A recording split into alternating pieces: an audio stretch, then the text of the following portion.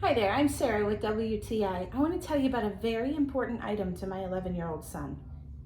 This car display is a prized possession to my son. He has a bin full of Matchbox cars, about 200, I bet, Matchbox cars, but he does have his favorites. He's very into cars. He knows a lot about them. So some of these are very special to him, and he loves to have them on display.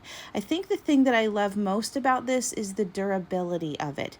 He's a good boy, but he is 11, and so he's going to drop stuff, and he's going to take some cars down and put some cars up, and I love that I don't have to worry that he's going to break this. It is made out of a real tire, so it smells like rubber and it feels like rubber, and it's made out of these solid wood planks. So I didn't put this out of his reach. It's where he can reach it. He can change out the cars that he loves, and I know that if he drops this, it's not going to break and it's not going to hurt him at all. This is super easy to hang on the wall. You simply find a nail, and then it has the bracket on the back where you can level it out, and then you are ready to load this up with your kids or your husband's favorite Hot Wheel cars. So this display is very important to my son. It gets his Hot Wheel cars out of the bin and onto the wall where he can display them. But that's just my point of view.